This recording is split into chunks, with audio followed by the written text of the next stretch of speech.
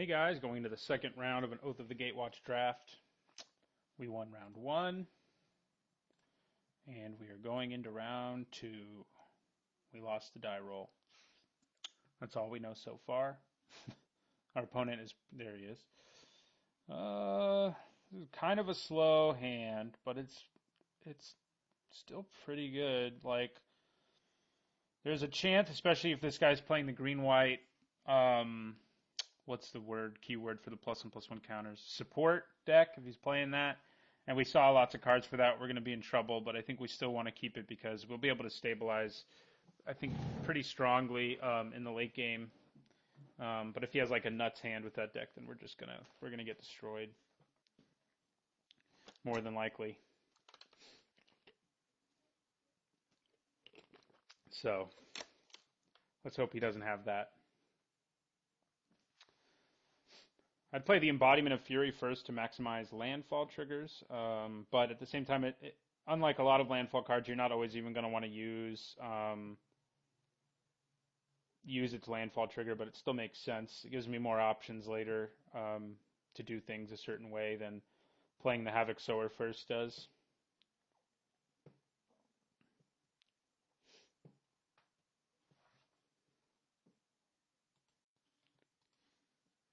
All right, we now have a 3-drop 2, which is good. We'll lead with our own mountain and end our turn.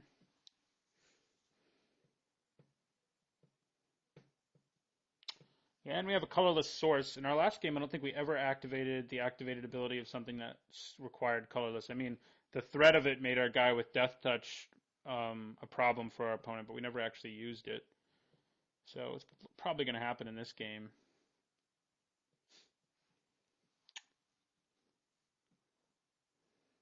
Be nice to just draw a 2-drop. Could happen. Okay, so blue-red prowess. That can also have some quick starts, but we're not super far behind. And we did draw a 2-drop. That is some good luck, especially because it blocks that one real well. I mean, he has to use like a combat trick to really break through the Sentinel. So I'm cool with that. Yeah, I think I play Shrieker, then Embodiment. Then probably the Kozilek's Translator, because it can use its ability right away, and it's got a relevant one. Benthic Infiltrator is annoying, but we at least don't have to worry about the Umara Entanglers because of our Kozilek's Sentinel. There's an Oblivion Strike, which will probably get used at one point or another. Probably not against either of these creatures, unless it's going to get me like a huge advantage. I'll probably use it against something much larger and problematic. But we're not going to attack. There's no reason to when our Sentinel can block so well right now. Our opponent may have gotten some processors, but Benthic Infiltrator is good even without them. Those are never fun to have to deal with. Although if he attacks with his Infiltrator, I'll be pretty confident swinging, like playing Havoc Sower and swinging with my Sentinel.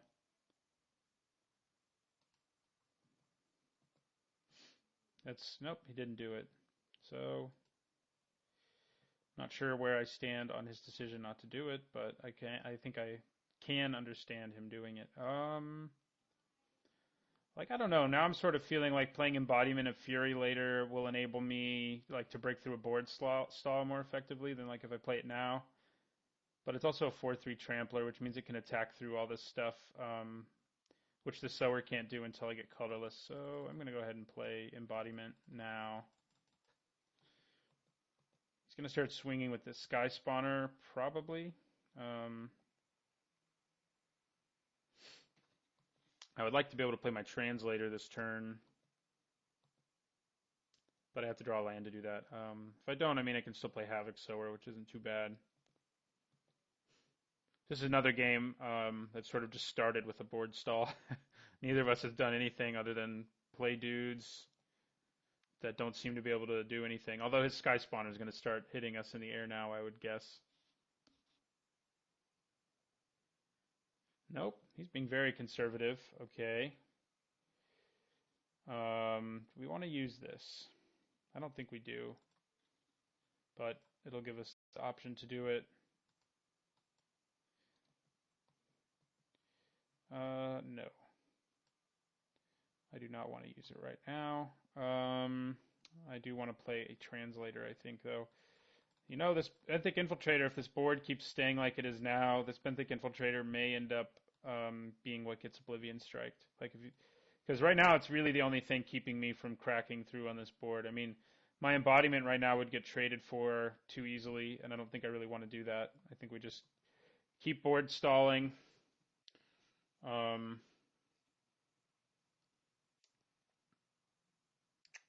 think that is the plan. Okay.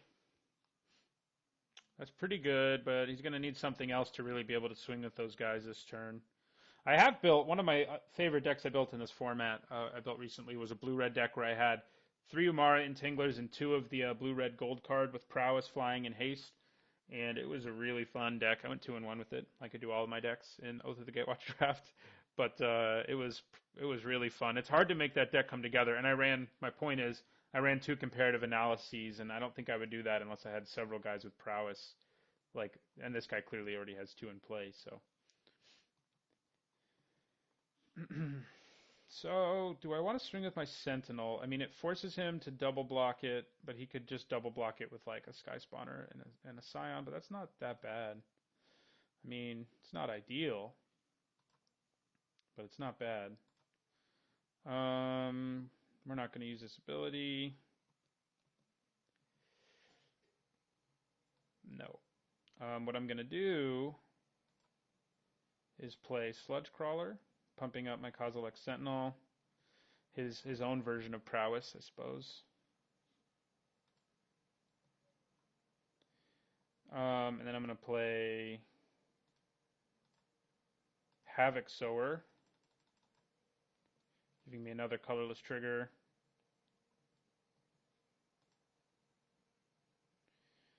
And here, I mean, I'm thinking about swinging with my embodiment, my Shrieker, and my Sentinel.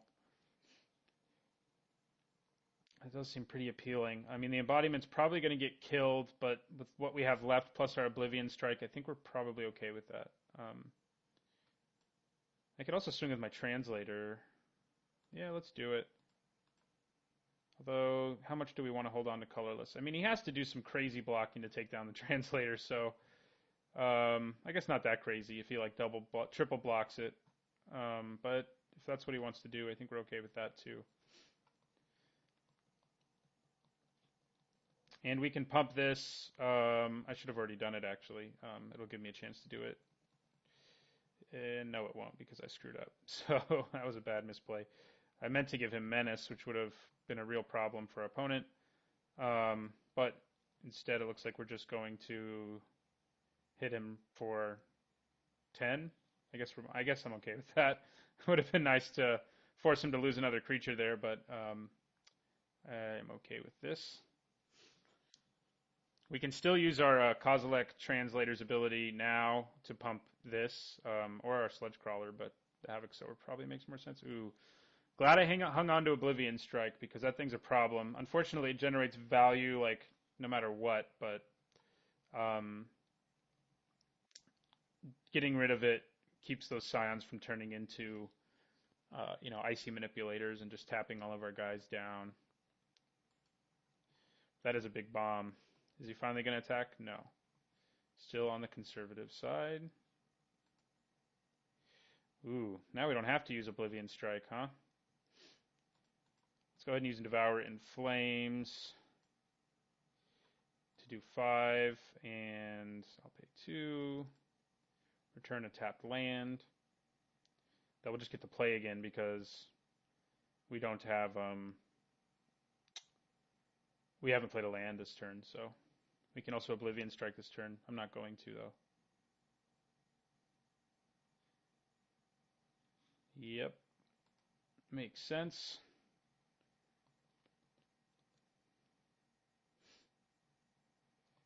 But I think we come out ahead here either way. Even when he taps down a bunch of our stuff. So if I blew up Benthic Infiltrator here, I then have a pretty clear swing. Oh, I can do this. I forgot about that. I don't want to do that. Oh, I have to choose a target anyway. That's right. I guess I could, if I do this, it means I can swing with the land and with my Sentinel. And he can't really do much to the Sentinel. He'd have to lose a card no matter what how he blocks it. So yeah, let's use it. Let's do this. Losing that's not a huge loss. I can even swing with my translator, actually, so let's do that. Although that does take away my colorless source, and now I think that's more important than it was, so never mind. We're just swinging with those two. I guess I could have swung a Sludge Crawler, too.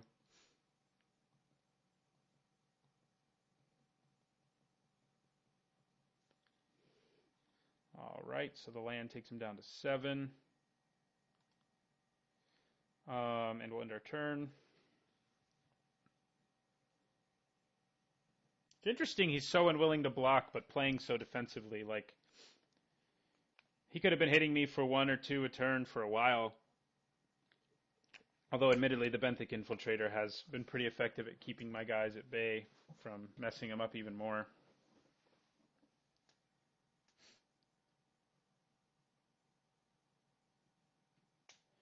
Yeah, that time Devour in Flames' supposed downside was an upside because we got to trigger our landfall and get in for 3. All right. Our opponent, my deck that had all these guys also had the, he may be about to play it, the thing that puts an Octopus token into play if you surge it. And our opponent might be about to do that to us. If he is, we're kind of in trouble, but Oblivion Strike can luckily kill the Octopus. So we wouldn't be, like, completely dead, but it would set us back. It would buy him a lot of time. So I had turns when I had that card. Crush of Tentacles, I think is what it's called. I had turns where I had that card, and it looked like I was just going to lose, but then I managed to play it, and it forced my opponent to have to recast everything, and giving me the time was very good. Okay, well, it doesn't look like we're getting crushed this turn.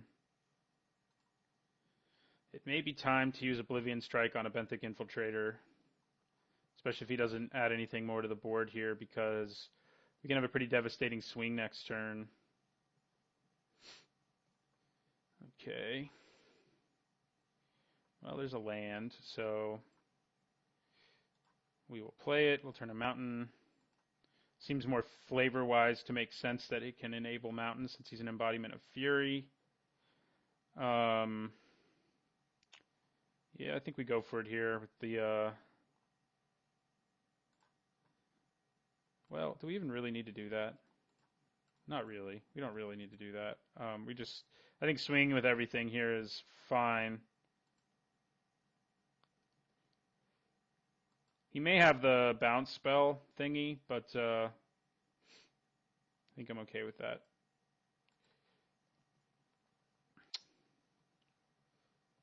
This lets me pump the maximum amount of mana into Sludge Crawler, and I can use this twice now, so because I have 2 colorless sources.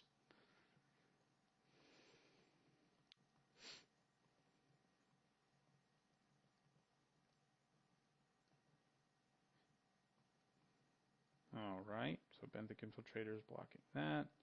No reason to pump that. What else is blocking?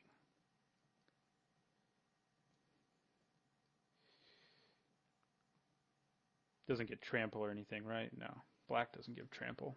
Or colorless, I guess, is what it really is, but...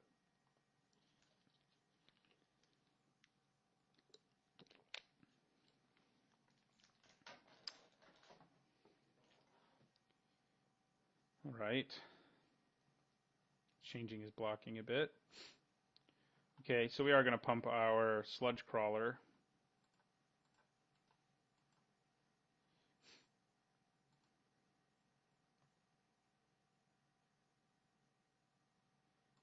I'm leaving this untapped because it's the most flexible of all the things we have, so... And we'll make him into a 3/3 so he can take down the Eldrazi Sky Spawner and not die himself. I mean, if he has a trick here, it's not a huge deal. I mean, he's still taking lethal, actually, so I don't know why I'm... He may have a bounce spell. Yeah, I thought he might have that, and he does. All right. That puts it on top of our library, actually, but that should probably still be okay with us. We still get in for 5 there, and we kill 2 of his creatures. So we're still in pretty good shape here. Barring the Crush of Tentacles.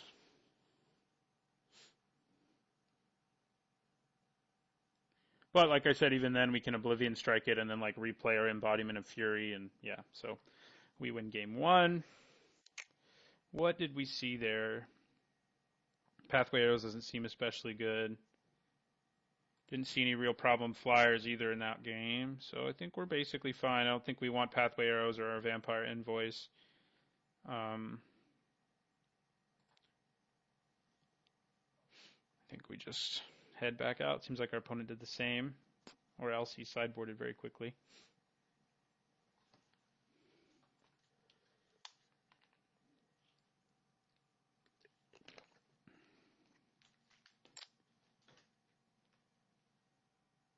I'm sure our opponent will choose to play first. Hope we get another good hand. We've been drawing quite well too, which is always helpful. And this is quite a good hand. We have our Swarm Surge plan. We have removal. We got a 1-drop. I mean, the only thing we don't have is colorless mana, but you can't be too greedy, you know. We'll draw into it eventually.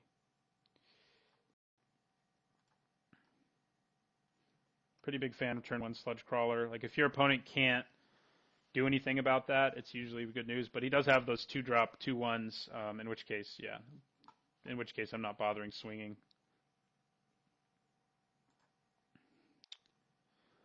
Okay. I will end my turn.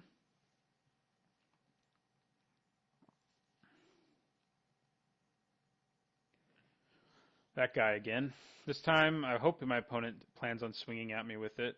He probably should have swung with his Entangler there, too. My opponent's lack of aggression has been hurting him. I'm going to end my turn. We are drawing all lands, unfortunately.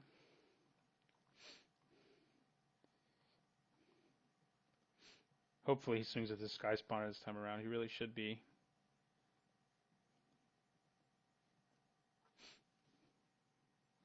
Alright, who's he casting that on? Question is it worth it to Titan's Presence, that guy? And I think the answer is no. I mean, we would keep him from drawing a card. We'd get rid of this Entangler. But I don't think it's really worth it at this point. I mean, we'll just take 5 here if our opponent is suitably aggressive. He is not. He only swings with the Entangler, so it works out okay for us. So we are kind of entering an awkward territory here where if we play our Havoc Sower, our Titan's Presence is no longer live. Even though that's the case, I think we still play our Havoc Sower.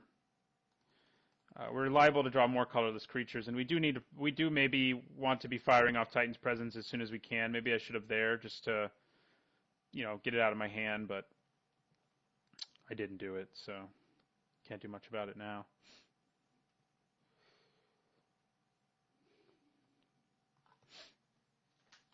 Our opponent seems to be lacking his red mana. We don't have our colorless, so yeah, Clutch is pretty good right there. It does enable us to perhaps use Titan's Presence in the future, but still pretty good. So here, if I were him, I would swing for 6. Will our opponent do the same? Just 5. Okay, well, that's still more aggressive than he's been. He probably has Sweep Away in his hand, which I don't really want to deal with. Yeah, we've drawn all lands since our opening hand, which is not good. Here, I think I'm just going to pass my turn, leaving mana up for Sludge Crawler, which is a problem for this thing, and leaving mana up for Titan's Presence. Although, maybe I just want to play the Sower again. No, I don't. I think there's a lot of value in using this Titan's Presence on this flyer or on the Entangler, especially if he targets it with another cantrip or something like that. I mean, our opponent has to be like, I wonder what's going on, that he didn't want to recast his Havoc Sower, but Sweep away. Okay. All right. Well, in response to that, I'm pretty happy to have him use sweep away on that. I'm going to cast Titan's Presence. And what do I want dead more? The creature with evasion, probably, because the Sower makes it pretty hard for my opponent to get through me. So we're going to pay 3. We're going to reveal Havoc Sower.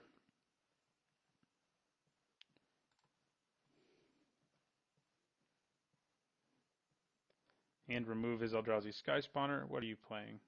Negate. Wow. Didn't expect that. Okay, well, we're still going to take 5 here. Not so good for us.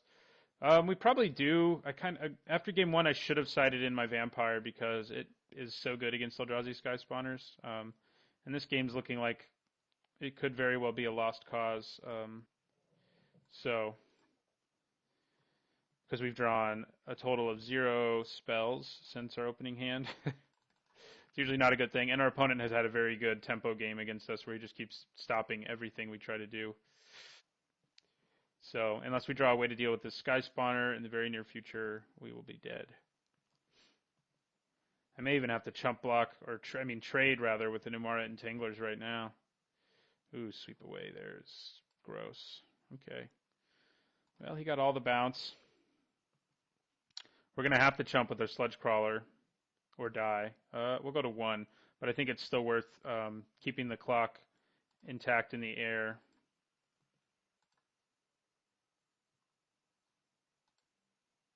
Wow. That's pretty bad. I mean, it sort of evens out. We've had pretty good luck so far in this tournament, and now now we have the opposite problem where we had 4 spells in our opening hand. Actually, we may have drawn Swarm Surge, but we've drawn all lands other than that. Sweep away number 3. No, just comparative analysis, which will make us chump block his Umara Entangler.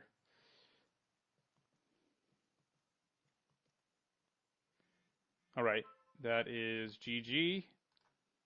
We cannot stop him. We got destroyed there. Pathway Arrows is looking better. He does have a lot of 1 toughness creatures, and so are our Vampire Envoys. Question is, what do we take out? I think maybe we take out our Pathfinder, take out the top of the curve, and our Combat Trick doesn't seem amazing when most of his removal is bounce anyway.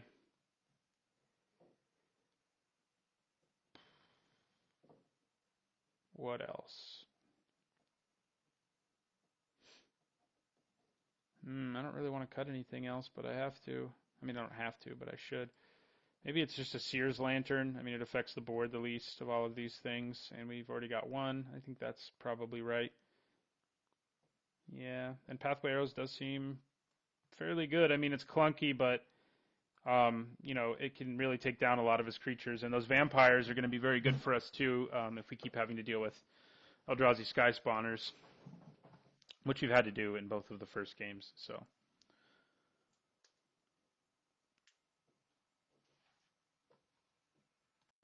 All right, I would like to play first. Man, this is sort of a borderline keep, but I think it's still a keep.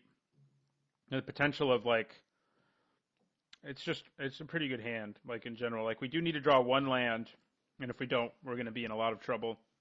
But if we do, we're going to be pretty happy, I think. I mean, we're not in a huge amount of trouble even if we don't, because at least we can play out a 1-drop and a 2-drop.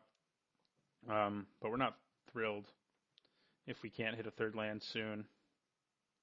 And a 4th land, really, for that matter. But, all right. I'm going to swing for 1 with Sludge Crawler and play Culling Drone.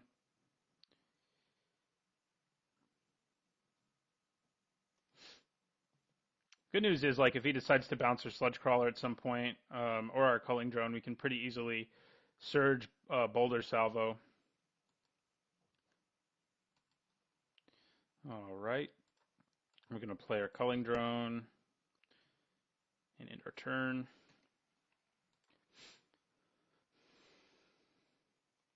All right, no Umara Entangler early this time. That's good for us, I think. All right, we have hit the lands we wanted to hit. I think this time we do pump our Sludge Crawler. We don't have anything else to do, so.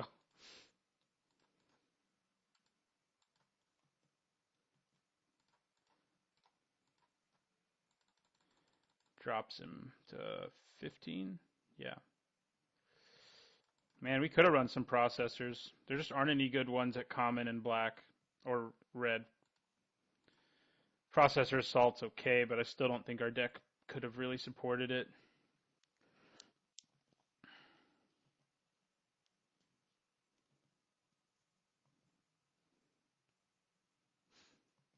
So I play my Embodiment this turn. He's probably playing a Sky Spawner, so should be prepared for that. Okay, Mara Entangler, he drew one a little late. That's always frustrating. All right, well, there's our Vampire who helps us deal with that problem. I think I swing with both here. If he blocks the Sludge Crawler, I just pump it. And if he doesn't block it, I mean, I don't pump it. I just let the trade happen. Either one, I would let the trade happen. Yeah. So yeah, we just let the trade happen. Do one.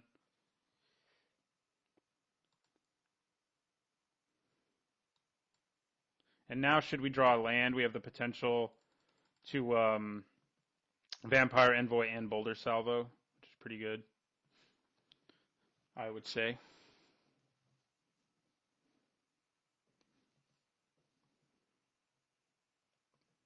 All right.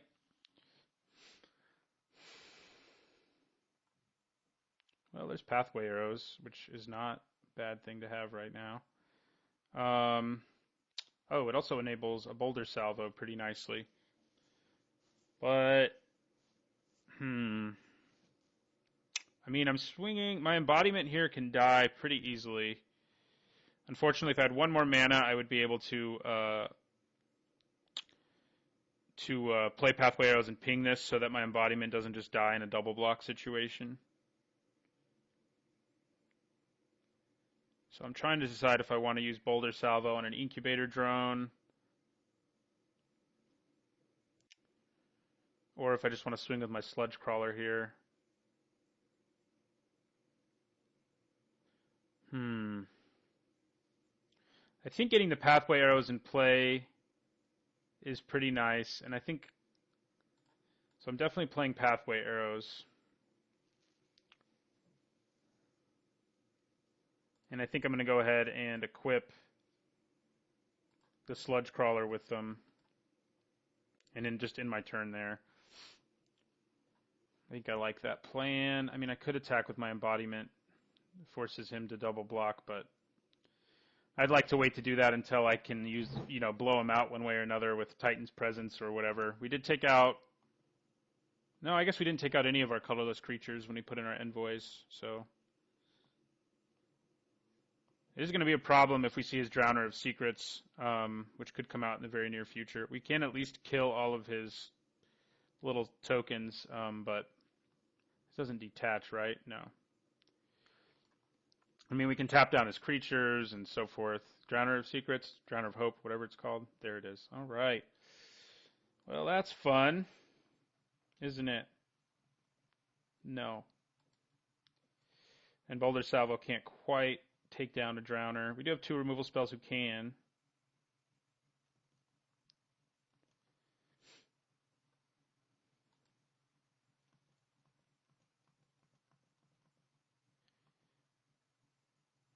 I can ping it and Boulder Salvo, I guess, but I would need a lot of help. Okay. Well, Titan's Presence now does something.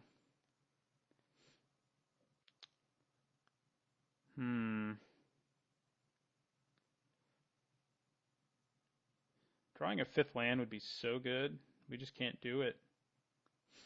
Because it would enable me to play my Envoy here and leave mana up. Yeah. I mean, I think I just play my Envoy here, just in my turn, and hope to draw mana at some point. I mean, I can at least use Sludge Crawler to tap down this Drowner every turn if I wanted to. which might end up being what I have to do, but that doesn't exactly seem ideal. Fifth land would allow us to go Titan's Presence, Boulder Salvo, which wouldn't be bad, but we still wouldn't be able to deal with the Drowner. So that's not cool.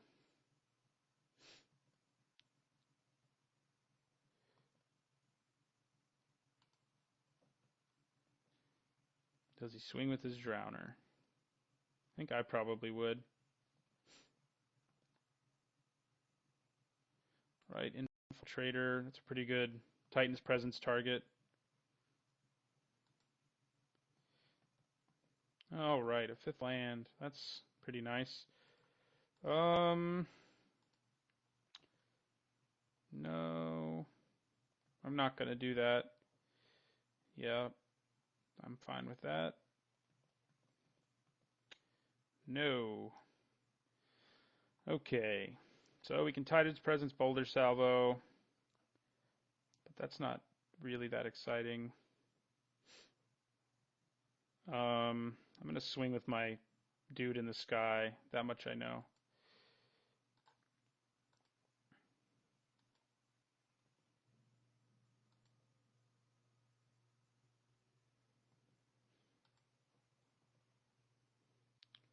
I mean, I'm kind of thinking I'm just going to pass my turn, leave mana up, and be ready to tap down a creature in combat. I can then Titan's Presence at the end of his turn, too. So, I mean, before combat, tap a creature down is obviously what I mean. I may just do it at the end of his turn, too, really, because he doesn't seem to want to attack with his Drowner. So, I'll just take it. If he does, yeah. Cool with that. All right, so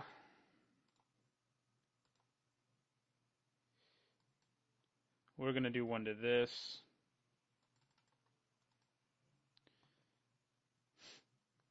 And I'm going to go ahead and hold on to Titan's Presence because I'm greedy. Now, I don't know if I'm that greedy, but Flare Drone's pretty good.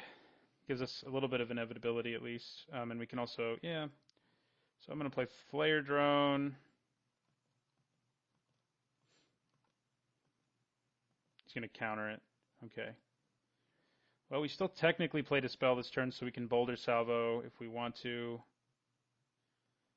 He probably has his bounce spell. I mean, it seems pretty likely.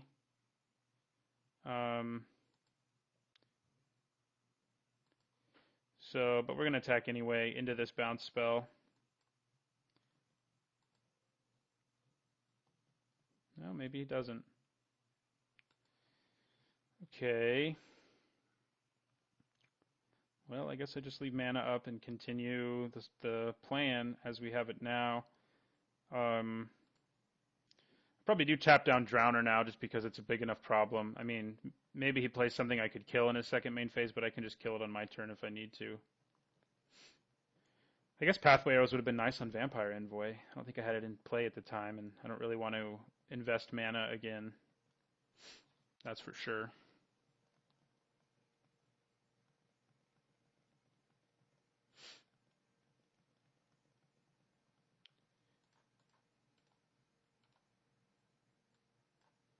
So we'll ping that thing for 1.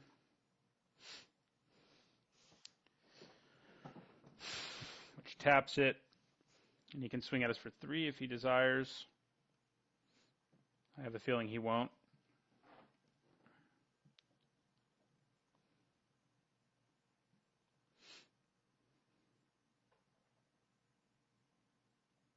That seems like a lot of mana. Ooh. Luckily, that can be Boulder Salvoed, guys. So we are in the clear just barely on that. Okay, so yeah, we're gonna play Kozilek Shrieker and then Boulder Salvo.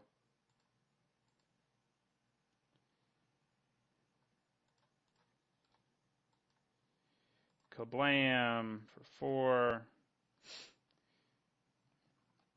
He doesn't have mana for his counterspell this time around. His Tyrant is dead. And I feel like, it's probably not very safe to swing with my Embodiment. But he does have to trade a card, and he's down to 1 in his hand. But the Embodiment just seems like it has so much upside later. So I think I am just going to attack with the Vampire because of that. Drops him to 7. We go up to 18. So this guy has 2 pretty legit bombs in that Tyrant. Luckily, he couldn't surge that Tyrant, or we would have been in a world of hurt. Even with the removal spell, we would have gotten 2 for 1, so it's not exactly ideal. We don't have any colorless creature that has enough power to deal with the Drowner, unfortunately. But we can keep tapping it down. That Boulder Salvo was brutal. I just noticed you said that.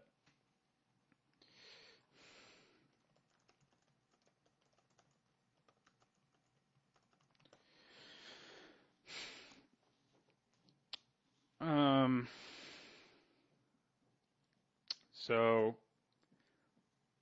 yeah.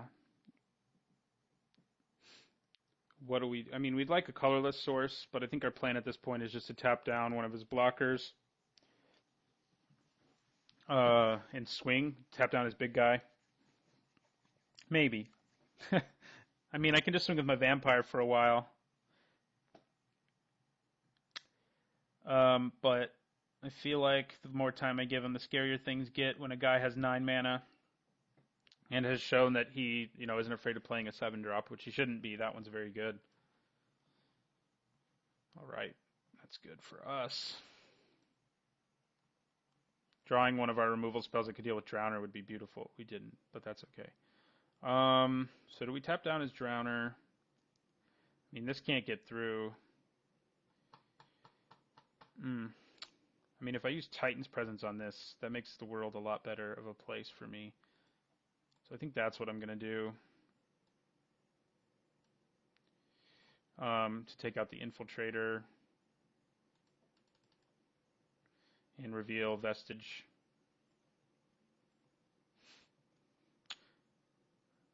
Okay, negate again. That got me again. Okay, well, he's out of cards, so at least there's that. I just swing with my Envoy here. I think I start tapping his stuff down. And next turn I can swing for a lot more if I tap down the Drowner much more confidently. And I can tap down the Drowner and then a guy on my turn too, and then be pretty close to lethal. So I think that's the plan. These Pathway Arrows were a good sideboard decision. Should have put him in after game 1, I think. We've just been using it as a really bad master decoy, but that's pretty good. Okay, well, we're going to have to kill that now, I think, with our Pathway Arrows this turn. Because it's, it's a problem. I mean, our Vampire Envoy can block it forever, but I like just continuing to be able to attack, too, so... So we're going to ping that thing. Takes out his dude in the sky. I mean, he would only be able to badly block it, but I feel like getting half a card there is not bad when we've already gotten a lot of value out of Pathway Arrows. Wouldn't mind a land. Okay. Kind of forgot about that part. Well, another one of those isn't bad either. They may just lead us to victory here in this game.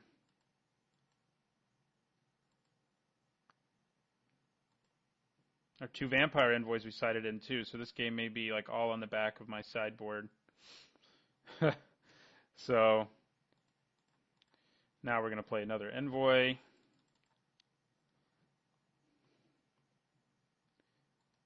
And I'll end my turn.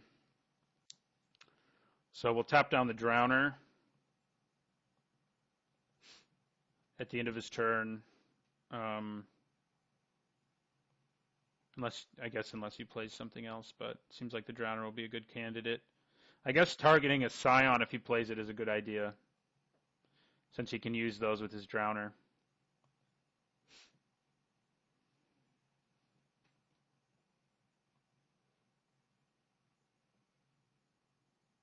Okay, well, our opponent looks like he's conceding. He did. Drawing a land there was bad, and our pathway arrows really saved us there, so I'm glad I picked one of those up late and sided it in, because it definitely won us this match. I mean, I don't think we could have won this game without it. Even though we're up way ahead on life, it's a big part of it is pathway arrows, so looks like our opponent might want to play this out, even though he's said that he loses, so yep, okay. Looks like it. So we're going to tap down the Drowner.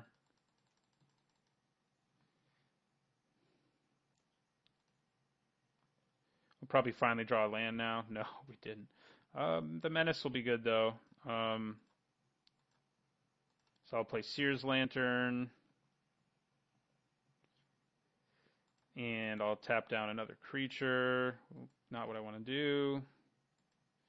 Tap this down. And then we give this Menace. And that is lethal, like, no matter what he does. So we will attack with all creatures. Gain some life.